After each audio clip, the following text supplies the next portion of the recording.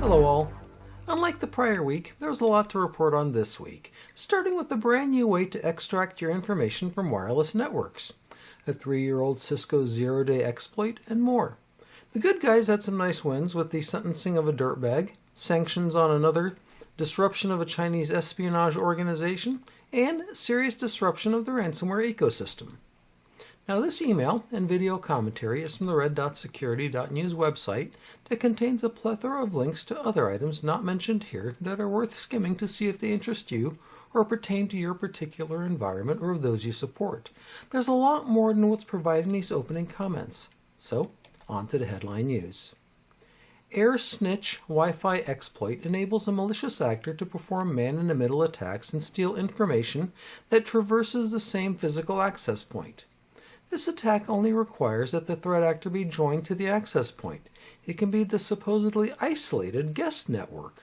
However, due to the newly discovered exploit, the traffic from other networks can be accessed and tapped into. Complexity is a bit high, so far, and it requires access to the network, but it's only a matter of time before evil people weaponize this defect. The race is on now for manufacturers to fix their underlying software to plug this hole. Cisco SD-WAN has a defect that apparently has been exploited since 2023. In a new warning regarding Cisco Catalyst SD-WAN Controller and Cisco Catalyst SD-WAN Manager, the manufacturer urges clients to update to the latest version and check for signs of compromise. CISA gave government agencies until Friday of this past week to collect all logs and forensic snapshots from their systems, to upgrade them to patched versions, search for signs of compromise, to follow vendor guidance to harden their devices, and finally to report a detailed inventory and any findings. The Five Eyes governments are all urging similar for their agencies. This cannot and should not be ignored. It's as serious as it gets.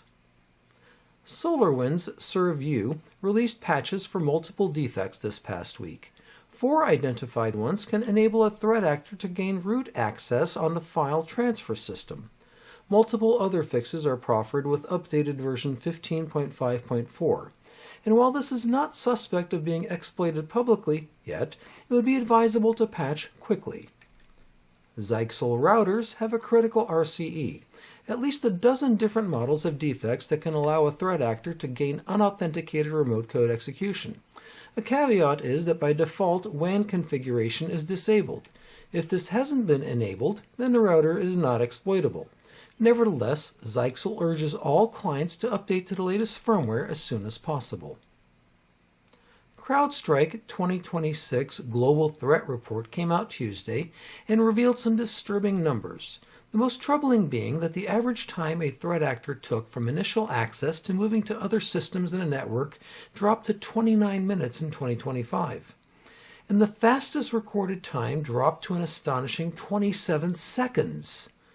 Of the cases they worked, an astounding 82% didn't use any malware, relying instead on living off the land techniques to escalate and pivot. Black Fog's 2025 State of Ransomware Annual Report, which came out a couple of weeks ago, reports that there were 1,174 publicly disclosed ransomware attacks. However, 86% of ransomware incidents went undisclosed, showing that the problem is significantly larger than most press reports indicate. 96% of ransomware exfiltrates data for extortion and resale.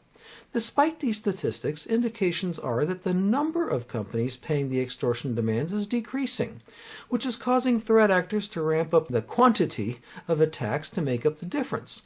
Their gambit seems to be working as total payouts have increased year over year. This is an ever-evolving evil we cannot let our guard down on. Anthropic versus Department of War.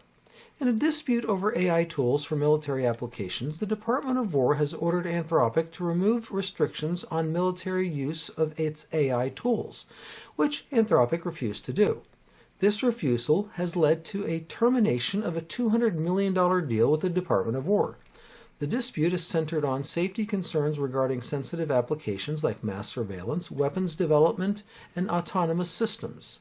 The Department of War has now designated Anthropic as a supply chain risk, which requires companies that work with the U.S. military to cut ties with Anthropic. For its part, Anthropic plans to fight the designation in court, calling it an unprecedented and legally unsound move against an American company. Barring any changes, the U.S. government now plans to cease use of anything by Anthropic within 6 months. I spend multiple hours a week of my own time creating the RedDotSecurity.news newsletter. Every now and then, one of my viewers or readers will let me know that they found something in the content that I put out to be useful, amusing, or even vital to them or those they support. I love hearing from you. Don't stop. However, as I've been at this for several years now, I've found that the publishing process is invaluable to me. By personally researching the articles, blogs, and videos from the various publications and news sources that I use weekly, I have opportunity to see various sides and viewpoints regarding current and highly relevant events, tools, trends, activity, and methodologies that are being used and abused in our industry. So, if you benefit from what I put out, you're welcome, and thank you for your support. And thank you also for being there, because it encourages me to continue to learn and continue to better myself. Keep the shields up.